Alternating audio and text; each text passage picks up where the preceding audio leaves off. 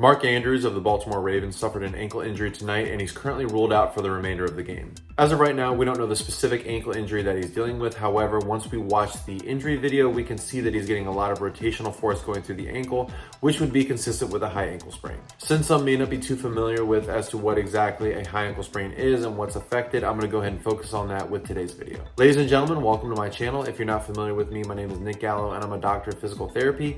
And with my channel, I take a look at sports injuries and I explain them so that they're a little bit easier to understand. I also go over the relevant anatomy as well as what that person should expect when they come to rehab. If you like this content and you want to see more of it, please hit that thumbs up and subscribe to the channel, because I will be making more of these videos in the future regarding sports injuries, rehabilitation, and other physical therapy related content. Also, if you yourself have any experience with the injury featured in today's video, please comment on your experience in the comment section below. Now we can see right here as that left foot is planted into the ground as the defender comes on in, that's going to provide a rotational component going through his foot and ankle. Now here I have a model of the foot and ankle joint, and so the ankle joint is formed by two long bones coming down to form the top portion. The first one being that tibia bone, which is going to come down and form that medial malleolus. Then on the outside portion here, we have the fibula bone that's going to come down and form the lateral malleolus. And as we look inside the model here, there is the talus bone, and that's going to form the bottom piece. And all three of these together are going to form the ankle joint. There are several ligaments in the ankle that contribute to overall ankle stability. Let's start with the outside or the lateral portion. So the first one is the ATFL, or the anterior talofibular ligament. Anterior meaning that it's more towards the front of the ankle. Talofibular, meaning that it's going to attach the talus and the fibula together. Then as we move on back here, we have the calcaneofibular ligament, or the CFL, that's going to attach the calcaneus and the fibula together.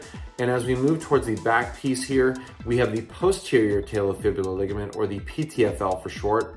And that is posterior because it's more towards the back of the ankle, and once again talofibular because it's attaching the talus and the fibula together.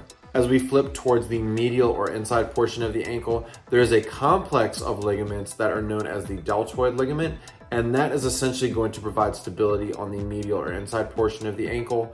Now, when we're talking about a high ankle sprain, this is involving the ligaments that are located slightly above that ankle joint. The first one is known as the anterior tibiofibular ligament. So once again, anterior meaning front, and tibiofibular because it's going to attach the tibia and fibula together.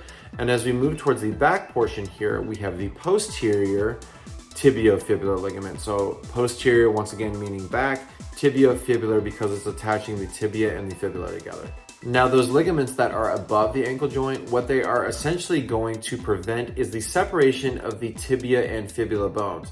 And so as you see on the model here, that any type of rotational force going through the foot and ankle, that is translated going up through the lower leg to essentially separate the tibia and fibula bones, which is why one or both of these ligaments can be affected when we see this type of force. Because once again, as we look at the injury video, it looks like he's getting a force going from the outside coming in, that it will also implicate or potentially implicate that deltoid ligament. So that could also be affected in this injury as well. Anytime we suspect somebody of suffering a high ankle sprain, essentially what we're going to do is we're going to test them. So basically what we're going to do is we're going to stabilize the foot, and we're going to put that foot through some of that rotational force. And if that produces the pain either on the front or the back or both, then that coincides essentially with a diagnosis of a high ankle sprain. The gold standard, of course, is the MRI, and that takes me into the grading system. And it's grades 1, 2, and 3. In a grade 1, this is where we're getting stretching of the affected ligament. In a grade 2, you're getting some partial tearing. And finally, in a grade 3, this is where you're getting a full rupture. So as of right now, it looks like Mark Andrews has suffered a high ankle sprain. However, we're going to need a little bit more information regarding the severity of it to determine his return to sport. Because once again, as we look at the injury video, it looks like he's getting a force going from the outside coming in, that it will also implicate or potentially implicate that deltoid ligament. So that could also be affected in this injury as well. If I happen to hear any updates regarding Mark Andrews' injury, I'll be sure to update everybody in the comment section. Also, if you happen to hear anything, please feel free to update everybody as well. So we hope that Mark Andrews is dealing with more of a lower grade high ankle sprain or a deltoid ligament sprain in the case of this injury. If you enjoyed today's content, I'm going to go ahead and link another one of my playlists where I talk about some other sports injuries so that you can watch them as well. Thank you so much for tuning in, and I'll see you next time.